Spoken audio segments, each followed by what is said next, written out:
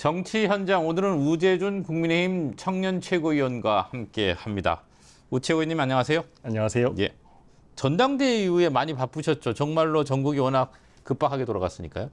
전당대회 끝나고 다음 날 바로 제가 그 노란 봉투법 필리버스터에 들어갔어요. 예. 그것뿐만 아니라 우리가 계속해서 막 특검 압수수색도 계속 들어오고 막 이랬잖아요. 그러다 보니까 정신이 없었죠. 그런 상황 속에서 그래도 제가 지역에 한 분 한 분 조금 인사도 드리고 하면서 정말 정신없이 한 2주가 지난 것 같습니다.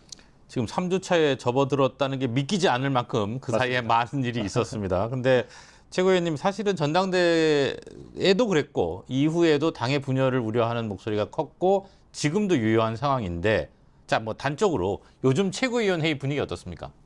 그 걱정하는 것보다는 그렇게 많이 갈등이 일어나는 건 아닙니다. 그렇다고 해서 갈등이 완전 없어진 건 아니고요. 없어진 건 아니지만 우리가 지금은 우리 안에서 갈등을 더 일으키기보다는 그래도 조금씩 공통점을 찾고 화합을 해서 우리가 여당을 견제하는 세력으로 가야 한다라는 그런 공감대는 조금 있는 것 같습니다. 그리고 전당대회 기간 동안 정말 우리가 많은 정말 찬탄 반탄파 이렇게 언론에서 분류는 많이 했지만 그보다 훨씬 많은 분들이 조금 힘을 모아서 함께 싸워달라라는 요청을 했다라고 생각을 해요. 그리고 그런 부분들에 대해서 우리 지도부들도 어느 정도 느끼고 있기 때문에 그에 맞춰서 우리가 좀 역할을 하자라는 공감대는 있는 것 같습니다. 공감대도 있고 워낙 지금 대여 투쟁 문제, 정부의 정책 이런 부분에 문제 제기가 되고 있으니까 상대적으로 그런 얘기를 할 틈이 별로 없죠, 지금. 없는 측면이 있죠. 그죠? 없는 측면이 있죠. 자, 그래서 국회 얘기부터 좀 해볼게요. 여야 대표가 뭐 악수를 하니 안 하니 하긴 했는데 하루 만에 다시 대치정국입니다. 정청래 민주당 대표가 국민의힘을 겨냥해서 이제 또 정당 해산을 들고 나왔고 경고했고 장동혁 대표는 이에 대해서 제1야당에 대한 선전포고다 이렇게 얘기를 했는데 이런 상황을 일단 어떻게 보세요? 우리 의원님은.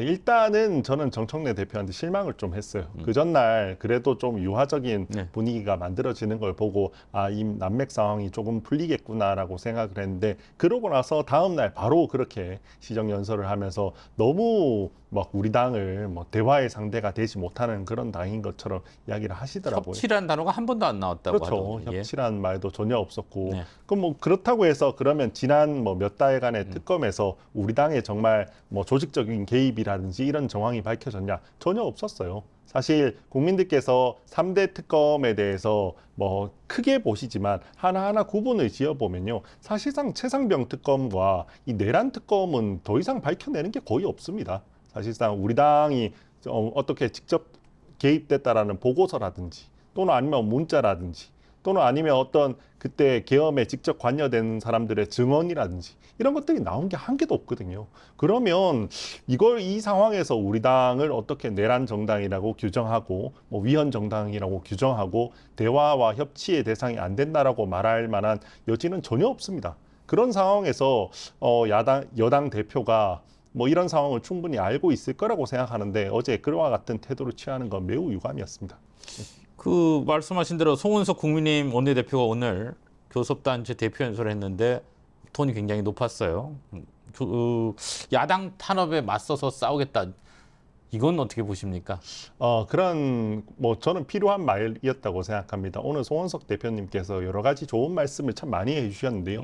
그중에 저는 가장 공감이 갔던 말이 지금 더불어민주당은 정말 우리나라 역사상 유례없는 권력을 가진 집단입니다. 지금 모든 행정 권력, 국회 권력, 모든 권력을 거의 압도적으로 가지고 있는 세력인데요. 그렇다면 이 그 권력을 정말 우리나라의 정말 중요한 문제들을 위해 써달라. 우리가 정말 유례없는 저출산 고령화 인구 구조 변화를 마주해야 되는 그런 상황이고 또한 이제 고도 성장기가 끝나고 앞으로 그러면 우리나라의 미래의 경제는 어떻게 할 것인가에 대해서도 너무나도 고민하고 있는 상황이고 외교 문제에 있어서도 미중 관계와 뭐 남북 사이에서 어떻게 우리가 해야 되는지 어려운 점들이 너무 많고 뭐 근로자들의 이중 구조 문제라든지 이렇게 너무나도 어려운 문제들이 많은데 이런 것들을 해결하는데 그 압도적인 힘을 써달라. 왜 그런 거에 쓰지 않고 지금까지 이 사람들이 하는 걸 보면 막 사법개혁을 뭐 이야기하면서 갑자기 무슨 특별재판부를 만들겠다, 검찰을 해체하겠다, 그다음에 대법관을 증원하겠다. 이게 과연 정말 우리나라 문제를 해결하는 것들인가? 또는 뭐 야당을 완전 너무 쉽게 내란 정당, 뭐 위헌 정당이라고 이야기하면서 탄압하는 이게 과연 국민들께서 그 권력을 몰아준 것에 대한 대답인가라고 했을 때 전 전혀 아니라고 생각하거든요. 그런 점들에 대해서 송원석 대표께서 오늘 잘 이야기해 주셨다라고 생각을 합니다. 이 질문의 의도가 이게 청년 최고위원이시잖아요. 네. 그리고 또 사실 정치에 이제 입문하신 지 뭐 오랜 세월이 지난 건 아니니까 네. 아마도 민심과 더 가까우실 거라고 보고 네. 그럼 보통 이러잖아요. 국민들은 아니 좀 그만 싸우고 해라. 근데 이 원인이 어디 있다고 보세요?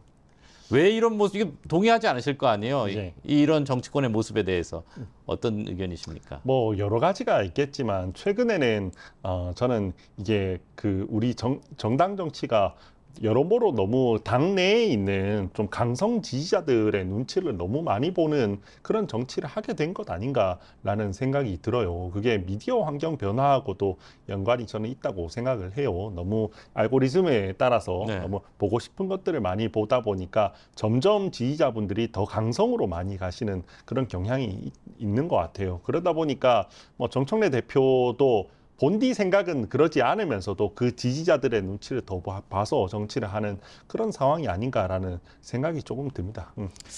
자, 현안 한번 더 짚죠. 권성동 국민의힘 의원에 대한 체포동의안 표결이 곧 있습니다. 불법 정치자금 수수 혐의예요. 국민의힘 당 지도부의 입장은 무엇입니까? 지도부 입장이 아직 뭐 특별히 결정되거나 뭐 논의를 하거나 한 건 아닙니다. 아마 내일 저희가 최고위원 회의가 있으니까 거기서 입장이 나오지 않을까라고 생각은 하고 있습니다. 다만 저는 개인적으로는 권성동 대표님의 인품을 봤을 때, 평소에 성품을 봤을 때 뭐 특별한 잘못을 저지르거나 그 특검에서 말하는 것처럼 무슨 뇌물 혐의가 있거나 그러지는 않을 분이라고 믿고 있습니다. 그럼에도 불구하고 본인께서 또 평소 신념이 자기는 국회의원으로서 불체포 특권을 포기하겠다라고 이야기를 해오셨기 때문에 뭐 그런 점들은 뭐 종합적으로 고려해서 아마 지도부가 적절한 뭐 결정을 내리지 않을까라고 생각을 합니다. 불체포 특권을 포기해도 표결을 하죠.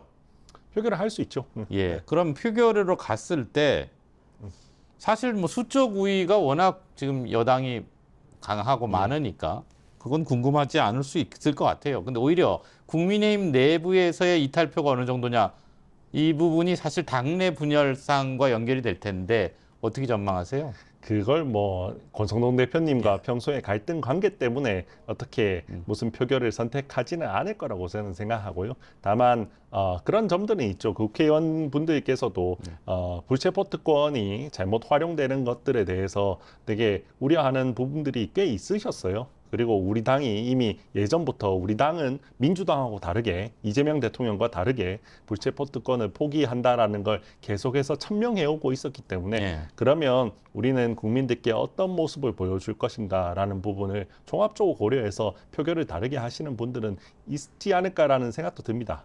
그럼에도 불구하고 뭐 저는 개인적으로는 그래도 뭐 아마도 반대표를 던지지 않을까라고 생각을 합니다. 당론 반대 이렇게 될 가능성은 높지 않다고 봐야 하나요? 지금 당론 반대의 가능성은 좀 낮지 않을까라는 생각이 들어요. 어쨌거나 뭐 권성동 대표께서 먼저 본인이 불체포 특권을 뭐 행사하지 않겠다는 이야기를 하신 상황이고 예. 또한 우리 당이 예전부터 뭐 불체포 특권을 포기하겠다는 이야기를 많이 해왔기 때문에 당 차원에서 그렇게 하지는 않지 않을까 싶습니다.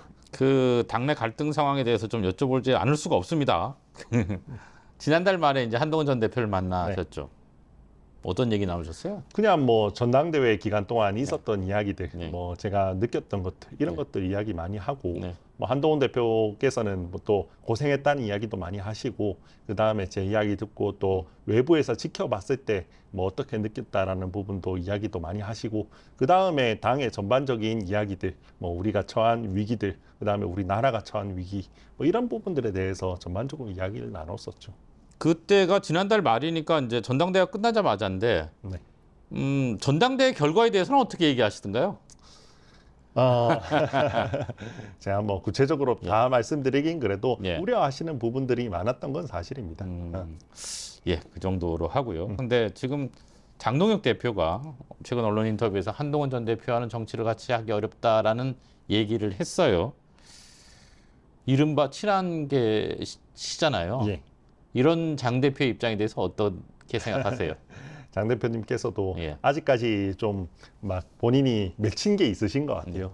선거 기간 동안 있었던 갈등이나 이런 부분들, 서운한 점들이 본인도 있으신 것 같은데 이 선거가 끝났고 또 본인 대표가 되셨잖아요. 당선이 되셨으니까 조금 더 넓은 마음으로 포용을 해주셨으면 한다는 생각도 듭니다. 하나 더 부탁드리고 싶은 건 장 대표님께서는 아무래도 좀 우리 당의 강성 지지층들의 많은 지지를 받고 이번에 그 당선이 되셨다라고 저는 보고 있습니다. 그러면 그분들과의 관계에 있어서도 때로는 조금은 그분들을 설득하는 것도 본인의 앞으로의 역할이 되실 수 있다는 것도 조금 고려해 주시면 좋겠다라는 생각도 듭니다. 지금 인터뷰 내내 이제 표정으로도 또 말로도 말씀하고 계신데 당의 화합을 늘 강조하고 계시죠. 네. 근데 현실은 그야말로 아까 말씀한 대로 그 전당대회 때의 찬탄파와 반탄파 갈등은 사실 뭐 그대로 있는 거잖아요.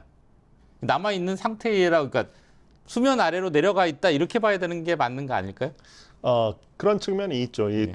분명 당원들 간에는 일정 부분 갈등이 있는 건 사실입니다. 근데 그럴 때일수록 저는 우리 같은 지도부들, 선출된 지도부들, 그리고 뭐 우리 당의 국회의원들, 당협위원장들 이런 사람들이 더 많은 노력을 해야 한다고 생각합니다. 그 수면 아래 있는 갈등을 오히려 우리가 조금 더 풀어주는 그런 역할을 해내야 한다고 생각하거든요. 그래서 아마 지도부에서도 그런 역할을 조금 하지 않을까라고 생각합니다. 아니 근데 사실 수적으로는 굳이 수를 따지고 싶진 않지만 그러면 우리 의원님이 계신 쪽에서 이제 사실 문제 제기를 해야 되는 상황이 있을 수 있잖아요.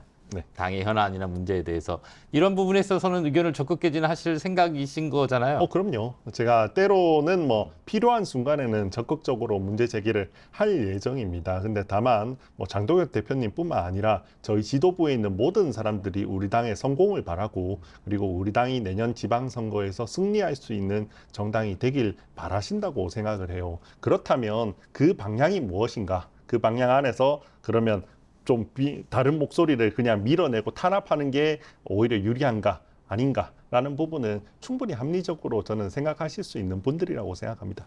네. 마지막 질문 드릴게요.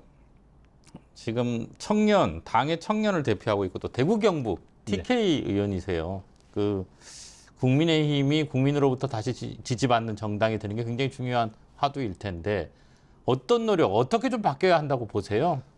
일단은 우리가 계엄 탄핵 이 큰 일을 겪으면서 사실은 우리 당심과 민심이 많이 괴리돼 있는 측면들이 있는 게 사실이라고 생각을 합니다. 그럴 때일수록 우리가 조금 더 민심에 부합하는 정당이 될 수 있도록 많은 노력이 필요하다고 생각합니다. 필요하다면 저는 오히려 당원들을 조금 설득하고 양해를 구하는 그런 역할도 우리가 해야 한다고 생각을 합니다. 두 번째는 민주당은 지금 자기들이 가지고 있는 권력을 아무래도 사법부 장악이라든지 이런 민생 이외의 영역에 저는 더 많이 쓰고 있다고 생각을 합니다. 이럴 때일수록 우리는 정말 민심을 챙기고 민생을 챙기는 그런 대안정당으로 우리가 나아갈 수 있다면 그리고 TK의 정말 해본 과제들도 지금 과연 민주당 정부에서 우리가 챙기고 있는가라고 했을 때 좀 소홀하지 않은가라는 생각이 들거든요. 그럴 때일수록 우리가 조금 더 그런 부분도 챙기는 그런 모습을 보여준다면 우리가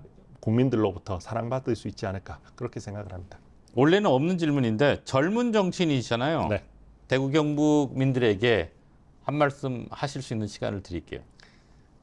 제가 이번에 그 0.9% 차이로 정말 격전 끝에 당선이 됐습니다. 그러면서 제가 당선된 이유를 이렇게 분석을 해보면요. 사실 TK에서 저를 당선시켜 주셨다고 생각합니다. 그리고 그렇게 당선시켜 주신 건 정말 우리 당을 바로 세우고 또한 지역의 미래를 잘 올바른 방향으로 이끌어 달라라는 그런 요청이었다고 생각합니다. 제가 그 마음 꼭 잊지 않고 꼭 보답할 수 있도록 최선을 다하도록 하겠습니다.